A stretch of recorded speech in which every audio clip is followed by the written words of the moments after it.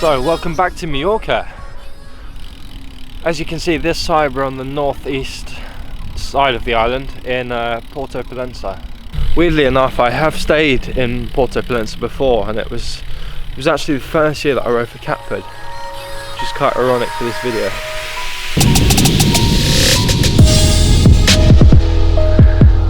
Look at that! Wow.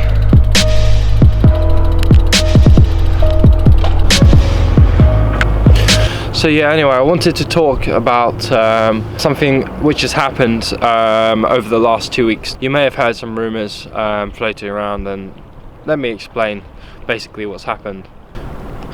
But first, before explaining that, I wanted to round out the highlights basically that I had this year as quite a nice kind of ending, and to put a lid on the end of this season.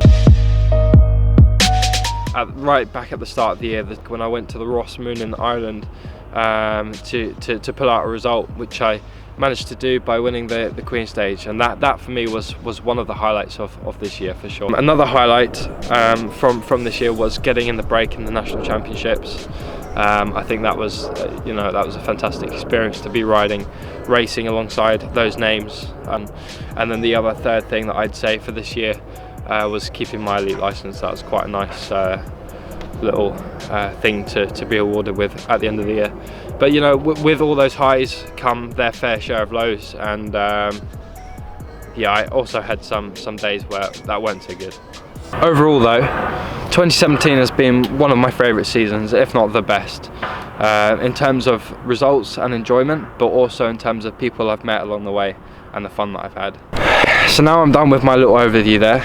This afternoon I'll explain a little bit more about what's happened with my team Catford and the situation of the domestic calendar in the UK in terms of the teams. Right now I wanted to thank Catford Banks, especially a shout out that deserves to be said is Mike Morgan for all of the countless hours and miles he's driven us up and down the country, and thank you so much, and I really appreciate everything you've done for us. Finally, I also want to thank all of you guys for being part of this year's journey, and yeah, don't go anywhere.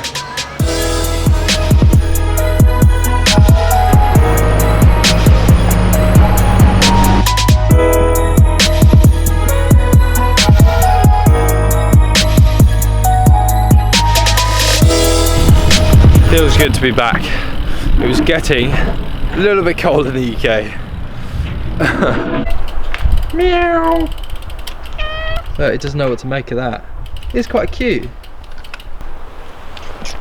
Meow. Hello. Meow. Cat. It's my second nature. So this is my teammate Lawrence, who actually you didn't feature very much on the videos this year, did you? No, I was too busy getting spat. No, I didn't film. The races that we did together, I didn't film, other than the Totnes race back right at the beginning of the year. One, yeah. Yeah, so we filmed those videos. But yeah, this is Lawrence. Yeah. Yo man. Oh my god, fancy meeting Spirit here. Alright. How's it going? It's good. Yeah. Where are you staying? Alcudia. Oh, Alcudia. Yeah. Where's that? Which way's that? That way. That way.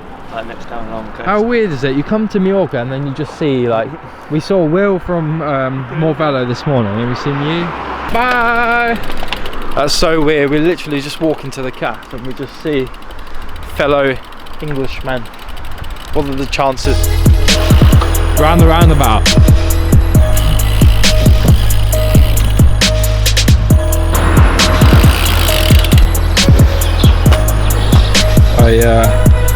Gonna recommend the club sandwich. Yeah, I mean that's just a typical go-to, isn't it? A club sandwich. As you may have heard, the last week has been quite turbulent in terms of the UK domestic racing scene. Quite a few, it turns out, teams have folded. Unfortunately, Catford, which is the team we've both ridden for the last few years, basically has folded, which is for both of us quite a blow. The idea for the team was it was going to merge with another team who are also elite status, called Metal Tech Quota, and basically our main sponsor pulled out, meaning both teams no longer exist, and that leaves us and lots of other riders who have achieved the good level in the UK without a team. So it's not great.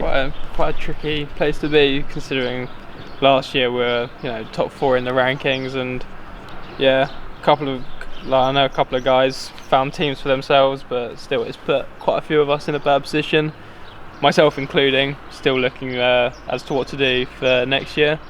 But I mean, you can always go to Belgium, race there and earn some money really. But I mean, December, if this had happened in for example September, it wouldn't have been an issue, but just because we are now halfway through December, it really does prove quite problematic. So at this point I'm not exactly sure what I'll be doing next year. I know that I don't want to stop racing yet. That thought hasn't entered my mind. My idea is that I'm going to fly solo. I'll have my own sponsors and I'll be doing the races that I want to do. In order to make that possible, I'll need some support, and this is where you come in. Hola, Hola. Hey, what you got there, mate?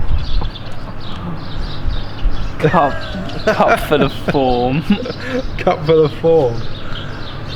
So if anyone knows of any businesses from bikes to a bit of cash support, businesses that might want to get involved in, for example, my videos, or in putting their logo on some kit that I get made, then if anyone has any ideas, then please drop a link down below. But I think it's an opportunity for someone to come on board and in return for a bit of support in whatever sense that may be, I can give them a fair bit of coverage and support in other ways. So any ideas, please share.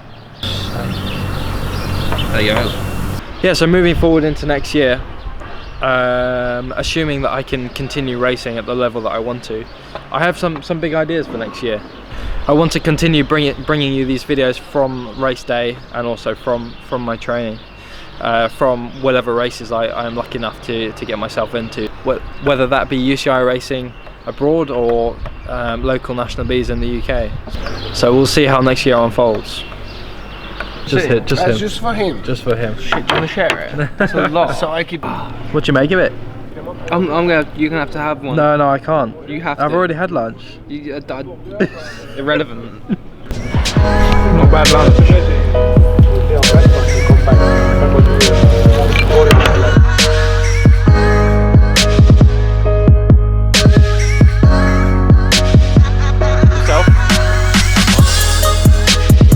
Yeah, they were finishing fast. How are you feeling? Yeah, everything. That looked hard. Oil. You good?